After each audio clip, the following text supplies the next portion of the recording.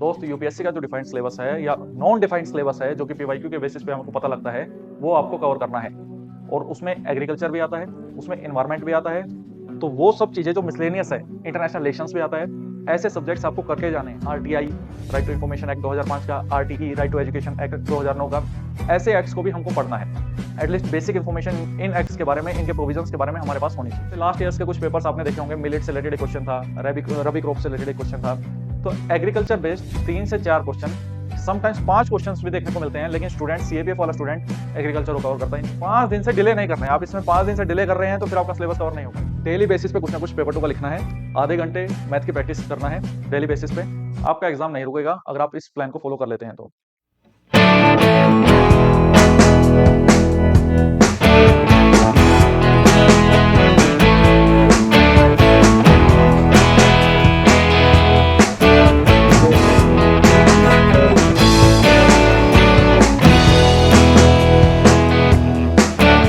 Welcome back to AVKS academy. मैं नवीन शोगन एक बार फिर से स्वागत करता हूं एवीकेएस के इस प्लेटफॉर्म पे।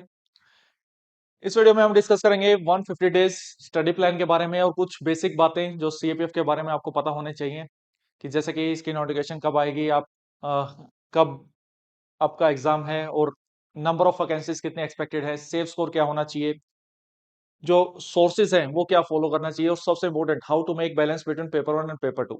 इसके अलावा कौन कौन से कोर सब्जेक्ट्स हैं और कोर सब्जेक्ट्स के अंदर कौन कौन सा सिलेबस है, जो कोर थीम है वो हमको कैसे कवर करना है, कौन कौन से टॉपिक कवर करने हैं, टेस्ट कब लगाने हैं, और टेस्ट की एनालिसिस कैसे करनी है।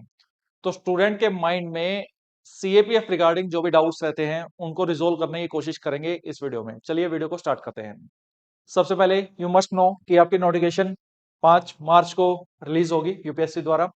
20 दिन की विंडो रहती है यूपीएससी के एग्जाम को भरने की, और 25 मार्च तक आप उस एग्जाम को भर पाएंगे। एक्सपेक्टेड वैकेंसी 300 के आसपास है। 3 अगस्त को आपका एग्जाम होगा। सिलेक्शन प्रोसीजर की बात करें तो रिटर्न होते हैं, सेम डे ही आपके रिटर्न होते हैं, पेपर 1 पेपर 2। पेपर 1 आपका 250 मार्क्स का होता है और पेपर 2 आपका 200 मार्क्स का होता है। पेपर 1 आपका ऑब्जेक्टिव टाइप है, मींस आपको ऑप्शंस मिलेंगे, उसमें से एक चूज करना है। और पेपर 2 आपका सब्जेक्टिव है। पेपर 2 में फर्दर कंपोनेंट्स है। पेपर 1 के सिलेबस की बात करें तो उसमें general studies, maths and reasoning include है, of course with current affairs. And if you talk about the paper 2, उसमें वेरियस कंपोनेंट्स हैं, जैसे कि essay writing, argument writing, report writing, grammar, precis and comprehension. Paper 2 आपका 200 marks का है। Paper 1 की जब आप कट ऑफ पार करते हैं तभी आपका पेपर 2 चेक होगा। पेपर 1 में नेगेटिव मार्किंग होती है, आंसर है यस, 1/3 आपकी पेपर 1 में नेगेटिव मार्किंग है। पेपर 2 में अभी तक कोई नेगेटिव मार्किंग देखने को नहीं मिली है, लेकिन यूपीएससी का जो सिविल सर्विसेज का मेंस का एग्जाम होता है उसमें नेगेटिव मार्किंग देखने को मिलती है। अगर कोई स्टूडेंट गिवन इंस्ट्रक्शंस को फॉलो नहीं करता है तो उस केस में उसकी नेगेटिव मार्किंग हो सकती है। तो हम मान के चल रहे हैं सीएपीएफ में भी ऐसा केस इन फ्यूचर देखने को मिल सकता है। नेक्स्ट जो बेसिक बातें करें कि सेम डे एग्जाम हो जाते हैं, और जब कंबाइंड कट ऑफ कोई स्टूडेंट पास करता है तो उसके बेसिस पे ही फिजिकल की कॉल आती है। फिजिकल होता है, फिजिकल इसमें 100 मीटर लॉन्ग जंप और शॉर्ट पुट रहता है। उसके बाद नेक्स्ट डे ही मेडिकल होता है, और फिर यूपीएससी में 150 मार्क्स का इंटरव्यू रहता है। और जब पेपर 1, पेपर 2 और इंटरव्यू के मार्क्स, टोटल मार्क्स बनते हैं 600 में से अगर कोई candidate, depends on the vacancy कि 340, 330 अलग अलग वैकेंसी वो जाती है कट ऑफ। आज उस वीडियो बारे में बात नहीं करेंगे क्योंकि ऑलरेडी उस चीज से रिगार्डिंग मैं वीडियो बना चुका हूं। आपने नहीं देखी है तो आप जाके देख सकते हैं। वो जब कंबाइंड कट ऑफ पार करता है तो उसकी प्रेफरेंस उसके रैंक के हिसाब से उसको पोस्ट मिलती है कि वो सीआईएसएफ मिलेगी या बीएसएफ मिलेगी। प्रेफरेंसेस आपकी डेफ भरवा लिया जाता है आपके रिटर्न क्लियर होने के बाद यूपीएससी द्वारा ही। नेक्स्ट इंपॉर्टेंट जो मुद्दा स्टूडेंट के माइंड में आता है कि 150 डेज स्टडी प्लान क्यों सर, कि 250 days study plan you have given, 200 days study plan you have given. अगर आप उसको अभी तक फॉलो कर रहे हैं तो बहुत अच्छी बात है, आप उसको फॉलो करते रहिए, फिर ये आपके लिए नहीं है। This is the last chance for the freshers. मैं फिर से बोल रहा हूं, this is the last chance for the freshers. इसके बाद हम कोई भी प्लान प्रोवाइड करवाते हैं, कोई भी वीडियो प्रोवाइड करवाते हैं, उसका पर्पज रिविजनल पर्पज होगा। मीन्स प्लान्स तो हम 120 डेज का भी दे देंगे आपको, 100 डेज का भी दे देंगे, 50 डेज का भी दे देंगे, लेकिन उन प्लान्स का पर्पज होता है रिवीजन करना, कि आपको रिवीजन कैसे करनी है। अगर आप किसी एक प्लान को फॉलो कर रहे हैं तो उसको फॉलो करते रहिए। इस प्लान की जो पीडीएफ है आपको टेलीग्राम चैनल पे मिल जाएगी, एवीकेएस एकेडमी के नाम से टेलीग्राम चैनल है, आप सर्च करेंगे तो आपको मिल जाएगा, ऑफिशियल चैनल है। साथ में कुछ मेंटरशिप वाली बातें भी करेंगे कि कैसे टेस्ट को अटेम्प्ट करना चाहिए और टेस्ट एनालिसिस कैसे करनी चाहिए। स्टूडेंट्स टेस्ट एनालिसिस को स्किप कर देते हैं, और पेपर 2 के लिए इंपॉर्टेंट थीम्स क्या हैं वो उसको भी इस वीडियो में डिस्कस करेंगे। इसके अलावा अगर कोई स्टूडेंट ऑनलाइन तैयारी करना चाहता है तो अभ्यास 2 बैच इज देयर। अभी जो स्टूडेंट इसमें एनरोल करता है उनको अलग से कोई कॉस्ट नहीं देनी है, उनको बुक्स मटेरियल सब इसमें इंक्लूड है और हार्ड कॉपी फॉर्म में उनके घर पे डिलीवर किया जाएगा। जो भी it's a complete solution for your CAP preparation. आपकी इसमें क्लासेस इंक्लूड है, पेपर 1 की, पेपर 2 की, टेस्ट सीरीज इंक्लूड है, पेपर 1 प्लस पेपर 2, प्रतिभा टेस्ट सीरीज में जो भी मिलता है वो सब इसमें इंक्लूड है। मंथली करंट अफेयर इंक्लूड है, चाहे आपका मीडियम कुछ भी है, चाहे हिंदी है चाहे इंग्लिश है, दोनों मीडियम में ये चीजें बाइलिंगुअली आपका अवेलेबल रहता है। सेम मटेरियल दोनों लैंग्वेज में अवेलेबल रहता है। आपके करंट अफेयर्स भी दोनों लैंग्वेज में अवेलेबल रहता है, हिंदी मीडियम में, इंग्लिश मीडियम में, आप जिसमें भी ऑप्ट करना चाहें आप ऑप्ट कर सकते हैं। जो क्लासेस हैं वो आपकी बाइलिंगुअल अवेलेबल है और कंप्लीट इंग्लिश में अवेलेबल है। This is our result. AVKS is a dedicated platform for the CAPF preparation only। और इस चीज में हमारी टीम पूरा फोकस कर पाती है कि हमें सीएपीएफ पे ही फोकस करना है, चाहे वो एक्सपर्टीज की बात है, पेपर 1 की, पेपर 2 की।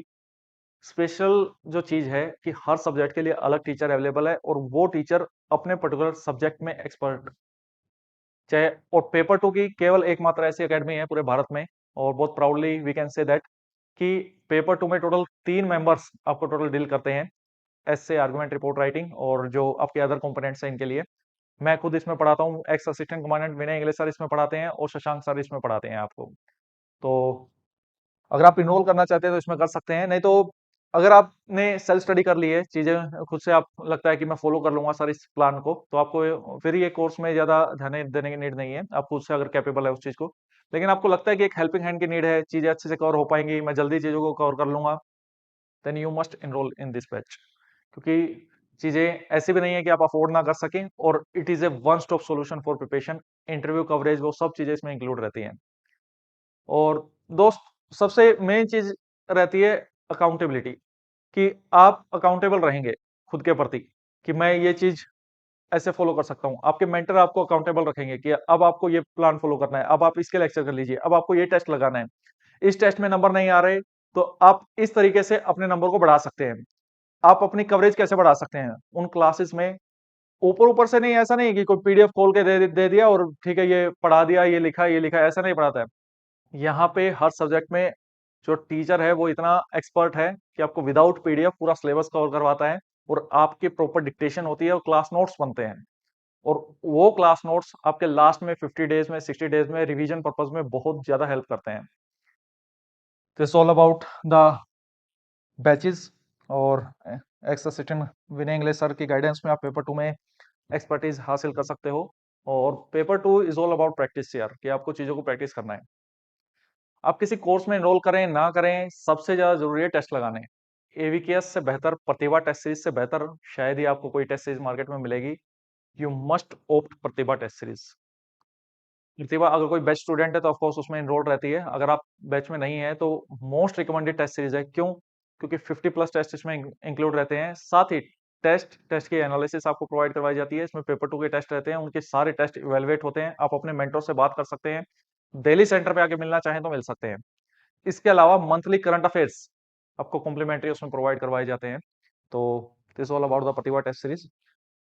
वापस से बात करते हैं सब्जेक्ट वाइज एनालिसिस की। लास्ट वीडियो में मैं ये डिस्कस कर चुका हूं कि किस सब्जेक्ट से कितने क्वेश्चन आते हैं, तो फिर से उस पर टाइम नहीं लगाएंगे, पीडीएफ आपको मिल जाएगी तो आप उस पर फोकस कर सकते हैं। रेगुलर बेसिस पे हमको किन चीजों को करना कंपलसरी है। मंथली हमें करंट अफेयर हमको साथ के साथ पढ़ने हैं। इसके अलावा ये इनिशिएटिव भी हम करवा रहे हैं, यूट्यूब पे मंथली करंट अफेयर करवा रहे हैं। इसके अलावा आपको 50-60 पेजेस की मंथली मैगजीन पड़ती है, आपको बस पढ़ लेना उसको। और पेपर 2 आपको वीकली बेसिस पे साथ के साथ लेके चलना है। रिवीजन आपकी चीजों के साथ ही साथ होनी चाहिए, आपको इन चीजों में बिल्कुल भी नेग्लेक्ट नहीं करना है। And this all about the syllabus, कि ये जो चैप्टर्स हैं ये आपको 5 दिन की विंडो दी गई है। अब this is the model study plan. अब ऐसा नहीं है कि आपको इसी को स्टिक रहना है, 5 दिन है, अगर आपकी कैपेबिलिटी है कि आप इसको 3 दिन में कर सके तो 3 दिन में कर लीजिए। 5 दिन से डिले नहीं करना है, आप इसमें 5 दिन से डिले कर रहे हैं तो फिर आपका सिलेबस कवर नहीं हो पाएगा। इसमें आपके विंडो भी प्रोवाइड करवाई गई है और ये एक रैशनल माइंडसेट से इस प्लान को तैयार किया गया है कि क्या ऐसा करना डुएबल है, तो आंसर है यस डुएबल है। लेकिन इसके लिए आपको कम से कम 8 से 10 घंटे की एवरेज मेंटेन करनी पड़ेगी डेली बेसिस पे। आप तभी इस प्लान को फॉलो कर पाएंगे। और आप मैं बस ये बोलता हूं कि आप 5 दिन ईमानदारी से इस प्लान को फॉलो कर लीजिए, आपके अंदर ये कॉन्फिडेंस आना स्टार्ट हो जाएगा कि एग्जाम निकल सकता है। और कॉन्फिडेंस के 10 नंबर हैं एग्जाम में। कॉन्फिडेंस नहीं है जिस कैंडिडेट को, उसका एग्जाम नहीं निकलता होता। कॉन्फिडेंस होना जरूरी है तैयारी के साथ साथ। और कॉन्फिडेंस आता है नॉलेज से, जब किसी पर्सन के अंदर नॉलेज आनी स्टार्ट होती है, और नॉलेज आएगी समय देने से उस पर्टिकुलर सब्जेक्ट को। आपको कितना भी लगता रहे कि मेरा ये सब्जेक्ट बहुत वीक है, मैथ्स मेरा वीक है या मेरा ज्योग्राफी वीक है, वीक होने का सबसे मेन मतलब है कि आपने उस सब्जेक्ट को समय कम दिया है अपने जीवन में। मीन्स अभी और समय देने की आवश्यकता है। तो इसीलिए मैथ्स और रीजनिंग की इंपॉर्टेंस सबसे ज्यादा है। स्टूडेंट्स को, बहुत सारे स्टूडेंट्स को फोबिया रहता है अबाउट द मैथ्स। और इसीलिए मैंने पर्टिकुलर मेंशन नहीं किया है कि आपको इस दिन पढ़ना है। मैथ्स आपको डेली प्रैक्टिस करना है। अगर आपको 1% भी डाउट है कि आप मैथ्स में 20 में से 15 क्वेश्चन नहीं कर पाएंगे, तो इसका मतलब है कि मैथ्स आपको डेली प्रैक्टिस करना है, भले ही आप 30 मिनट प्रैक्टिस कीजिए। अगर आप कोर्स में इनरोल्ड है तो आपको टीचर जो देव सर हैं वो करवा देते हैं इसमें। अगर आप कोर्स में इनरोल्ड नहीं है तो यूट्यूब की हेल्प से आप चीजों को कर सकते हैं। यूट्यूब पे बहुत लेक्चर्स आपको मिल जाएंगे। कोई भारी भरकम आर एस अग्रवाल ये सब चीजें आपको करने नीड नहीं है। सबसे मेन जो चीज है कि आप पीवाईक्यूज को ध्यान में रखो। सीएपीएफ के पीवाईक्यू लगाओ, सिविल सर्विसेज के सीसेट के पीवाईक्यू लगाओ, इनफ है। आपको सीडीएस एनडीए इन सब चीजों में जाने की बिल्कुल नीड नहीं है। एनडीए का सिलेबस टोटली डिफरेंट है सीएपीएफ की डिमांड से। आप लास्ट 10 ईयर्स के पेपर लगा लीजिए, वही क्वेश्चंस बिल्कुल। प्रॉफिट लॉस है, 3-4 क्वेश्चन आने हैं। एवरेज परसेंटेज से एक एक क्वेश्चन आना है। टाइम डिस्टेंस इनसे एक एक क्वेश्चन आना है। टाइम स्पीड इनसे क्वेश्चन आना है, डिस्टेंस स्पीड से। तो ये चीजें एक्सपेक्टेड हैं और ये नंबर आपको बिल्कुल भी नहीं छोड़ने हैं। मैं फिर से बता दे रहा हूँ, वीकली बेसिस पे आपको रेगुलरली पेपर 2 और मैथ्स रीजनिंग साथ में लेके चलना है with this plan. If you talk about the sources of polity, polity के लिए आप लक्ष्मीकांत पढ़ना चाहें तो लक्ष्मीकांत पढ़ रहे हैं, या एवीकेएस का मटेरियल आपके पास है तो एवीकेएस का मटेरियल आपको पढ़ना है। दोनों नहीं पढ़ना है, दोनों में से एक चीज आपको पढ़नी है। जो स्टूडेंट दोनों पढ़ने की कोशिश करेगा उसका एग्जाम नहीं निकलेगा। रेफरेंस के तौर पे आप दूसरी बुक को आप हेल्प लेना चाहें तो ले सकते हैं। क्या आपको एनसीईआरटी पॉलिटिकली पढ़ने की नीड है, तो आंसर है नहीं, आपको पॉलिटिकली एनसीईआरटी पढ़ने की नीड बिल्कुल भी नहीं है। आप एवीकेएस का कोई भी मटेरियल पढ़ रहे हैं तो आपको कोई भी एनसीईआरटी पढ़ने की नीड नहीं है, वो सब उसमें कवरेज है। 5 दिन का जैसे ही आप ये सिलेबस कंप्लीट करते हैं, और इसका मॉडल मैंने इस हिसाब से डिजाइन करवा दिया है कि आप प्रतिभा टेस्ट सीरीज में एज इट इज सिलेबस को पाएंगे, और वो सिलेबस का आप टेस्ट लगाएंगे। टेस्ट आप जैसे ही लगाते हैं, उस टेस्ट की एनालिसिस करेंगे कि आपने कितने क्वेश्चन करेक्ट किए हैं और कितने क्वेश्चन इनकरेक्ट किए हैं। अब जो क्वेश्चंस इनकरेक्ट हुए हैं, यू हैव टू आइडेंटिफाई कि उस इनकरेक्ट का रीजन क्या है। उसके मल्टीपल रीजंस मिलेंगे। रीजंस मिलेगा कि हो सकता है कि आपने कवरेज ही बेहतर नहीं की हो, कि प्रॉपर कवरेज मिसिंग है। हो सकता है आपको धुंधला धुंधला याद आ रहा हो सकता है आप क्वेश्चन ही सही से नहीं पढ़े हो। तो कौन सी सिली मिस्टेक है, कौन सी कॉन्सेप्चुअल मिस्टेक है, कौन सी फैक्चुअल मिस्टेक है, you have to identify that particular mistake. Test series के रिगार्डिंग अगर आपको और एनालिसिस से डिटेल वीडियो चाहिए तो आप कमेंट सेक्शन में बताइए, मैं वीडियो बना दूंगा। अभी के लिए इतनी जानकारी है। इस एनालिसिस में आपको समय लगेगा, आंसर है यस, बिल्कुल बहुत समय लगेगा। 3 घंटे भी लग सकते हैं, 4 घंटे भी लग सकते हैं, और वो समय देना आपके लिए अच्छा है। अगर कोई स्टूडेंट टेस्ट के एनालिसिस आधे घंटे में, 1 घंटे में कंप्लीट कर ले रहा है, तो मतलब वो सही से एनालिसिस ही नहीं कर रहा है। जो क्वेश्चंस आपका करेक्ट हुआ है उसके बाकी ऑप्शंस की इन्फॉर्मेशन भी आपके पास होनी चाहिए। ऑफकोर्स टेस्ट एनालिसिस में वो गिवन होती है, तो आपके माइंड में वो होनी चाहिए। अगर आपको लगता है कि आपके नोट्स से बाहर से कोई इन्फॉर्मेशन उस टेस्ट में लिखी हुई है, तो अपने नोट्स में तुरंत उसको ऐड कर लेना है आपको, और मल्टीपल टाइम्स ऐसे ही अपने नोट्स को रिवाइज करते रहना है। नेक्स्ट, फिर नेक्स्ट 7 to 11 डेज में आपको इन चैप्टर्स को कवर करना है, फिर टेस्ट लगाना है। टेस्ट आपका रेगुलर बेसिस पे एक पर्टिकुलर सिलेबस होने के बाद आपका टेस्ट लगता रहना चाहिए। These are the sectional test. Test की भी प्रिपरेशन आपकी इसी तरीके से होनी चाहिए कि पहले आपको सेक्शनल टेस्ट लगाने हैं, फिर रिविजनल टेस्ट और फिर full length test. Revisional test का मतलब है कंप्लीट सब्जेक्ट का टेस्ट। जैसे यहाँ तक आपके सेक्शनल टेस्ट चल रहे हैं, ये पूरा सेक्शनल टेस्ट है कि ये पर्टिकुलर सिलेबस है। अच्छा, इन जैसे एक्ट्स को हम छोड़ देते हैं तैयारी में, और इसीलिए स्टडी प्लान हमारे यहाँ पे हेल्प करेगा कि RTI, right to information act 2005 का, RTE, right to education act 2009 का, ऐसे एक्ट्स को भी हमको पढ़ना है। एटलीस्ट बेसिक इन्फॉर्मेशन इन एक्ट्स के बारे में, इनके प्रोविजंस के बारे में हमारे पास होनी चाहिए। तो जैसे ही हमारी 23 यहाँ तक 23 डेज में पॉलिटी कंप्लीट हुई, तो हमें एक बार और एक दिन रिवाइज करके अच्छे से, या 2 दिन उसको अच्छे से रिवाइज करके कंप्लीट पॉलिटी का टेस्ट लगाना चाहिए और फिर उसकी एनालिसिस करनी चाहिए। प्रतिभा टेस्ट सीरीज में आपको इस तरीके से प्रॉपर टेस्ट की फॉर्म में लगभग 400 क्वेश्चंस मिलते हैं पूरे पॉलिटी के, जिनकी डिटेल्ड एक्सप्लेनेशन आपको प्रोवाइड करवाई जाती है। नेक्स्ट सब्जेक्ट हम ज्योग्राफी स्टार्ट करेंगे। इसको आप अपनी तैयारी के हिसाब से मोल्ड कर सकते हैं कि आप पहले पॉलिटी स्टार्ट ना करके पहले ज्योग्राफी स्टार्ट करना चाहें तो ज्योग्राफी स्टार्ट कर सकते हैं। मैं फिर से बता रहा हूँ, this is a model planner. Model planner का मतलब ये है कि आप अपने हिसाब से उसको मोल्ड कर सकते हैं अगर आपको कहीं पे भी लगता है तो। उसका रेगुलर बेसिस पे टेस्ट, और दीज कीवर्ड्स कि माउंटेन्स करनी है, प्लेट्यू करने हैं, ये फैक्ट्स इंपॉर्टेंट है ज्योग्राफी जैसे सब्जेक्ट में कॉन्सेप्ट्स के साथ साथ, क्योंकि फैक्ट बेस पे कम से कम हमारे 5-6 क्वेश्चन इजिली आ जाते हैं, या उससे ज्यादा ही क्वेश्चन आपको देखने को मिलते हैं। ओशन करंट्स, दिस ओशनोग्राफी तो मोस्ट इंपॉर्टेंट है। ये एरिया स्टूडेंट्स छोड़ के जाते हैं और भरपाई करनी पड़ती है। जैसे लास्ट ईयर्स के कुछ पेपर्स आपने देखे होंगे, मिलेट से रिलेटेड एक क्वेश्चन था, रबी रबी क्रॉप से रिलेटेड एक क्वेश्चन था। तो एग्रीकल्चर बेस्ड 3 से 4 क्वेश्चन, समटाइम्स 5 क्वेश्चन भी देखने को मिलते हैं, लेकिन स्टूडेंट, सीएपीएफ वाला स्टूडेंट एग्रीकल्चर को कवर करता ही नहीं है। सिविल सर्विसेज वाला उसको जीएस 3 में कवर कर लेता है तो उसको क्वेश्चन सोल्व हो जाता है, फिर उनको लगता है बाद में सिविल सर्विसेज वाला एग्जाम निकाल रहे हैं। दोस्त, यूपीएससी का जो डिफाइंड सिलेबस है या नॉन डिफाइंड सिलेबस है, जो कि पीवाईक्यू के बेसिस पे हमको पता लगता है, वो आपको कवर करना है। और उसमें एग्रीकल्चर भी आता है, उसमें एनवायरमेंट भी आता है, तो वो सब चीजें जो मिसलेनियस है, इंटरनेशनल रिलेशंस भी आता है, ऐसे सब्जेक्ट्स आपको करके जाने हैं। प्रॉपर फिट टेस्ट एनालिसिस और complete revision. Next for environment, तो जो जो इंपॉर्टेंट एरियाज है सबको कवर किया है। एंशियंट हिस्ट्री, हिस्ट्री में एनर्जी बहुत ज्यादा लगाना सही नहीं है, कॉस्ट बेनिफिट नहीं है, लेकिन we can't neglect the history. History में हमें जो इंपॉर्टेंट एरियाज है, जैसे गुप्ता एज काफी इंपॉर्टेंट है एज कम्पेयर टू मौर्य, या इंडस वैली सिविलाइजेशन, या क्रोनोलॉजी, या कोई इंपॉर्टेंट बुक है, वो किस ऑथर कौन है, तो ऐसे ऐसे पीवाईक्यूज से हमको इन चीजों का आइडिया लगता है, तो ये क्वेश्चंस हमको कवर करने ही है। तो इसके लिए डेडिकेटेड जो टाइम दिया गया है, वो उस प्रॉपर टाइम में हमको उस सब्जेक्ट को कवर कर लेना है। हिस्ट्री के बाद साइंस, साइंस और कौन सा कोर सब्जेक्ट है, कौन सा नॉन कोर सब्जेक्ट है, मैंने लास्ट वीडियो में बता दिया था कि प्रिडिक्ट द अनप्रिडिक्टेबल। वो वीडियो आपने नहीं देखी है तो जाके देखिएगा, उसमें काफी काम की वीडियो है आपकी। नेक्स्ट फिजिक्स, फिर फिजिक्स का टेस्ट, केमिस्ट्री, फिर केमिस्ट्री का टेस्ट, ऐसे बायो, फिर बायोलॉजी का टेस्ट, और बायो में बॉटनी, ये सब चीजें ऑटोमेटिक कवर हो गई। और meanwhile we have to give focus on the technology. चलो टेक्नोलॉजी का जो डिफेंस से रिलेटेड स्टूडेंट्स थोड़ा परेशान रहते हैं, दिस इज माई कमिटमेंट कि मैं डिफेंस वाला एरिया आपका यूट्यूब पे कवर करवा दूंगा। इकोनॉमी, माइक्रो और मैक्रो दोनों ही इंपॉर्टेंट है हमारे एग्जाम के लिए। This is the beauty of this plan कि आपका ऑलमोस्ट 118 डेज में, कि 118 दिन में ये सिलेबस कंप्लीट करवा दे रहा है, और मोटे मोटे तौर पे 120 दिन मान लेते हैं। उसके बाद हमको कंप्लीट रिवीजन करना है और फुल एंड टेस्ट लगाने हैं। अगर जो स्टूडेंट्स 250 दिन का स्टडी प्लान फॉलो कर रहे हैं या 200 डेज का स्टडी प्लान कर रहे हैं, उनका ये सिलेबस पहले कवर हो जाएगा, तो वो पहले से फुल एंड टेस्ट लगाना स्टार्ट कर सकते हैं। तो प्रॉपर सब्जेक्ट को उठाना है, रिवाइज कर देना है और फुल एंड टेस्ट लगाना है।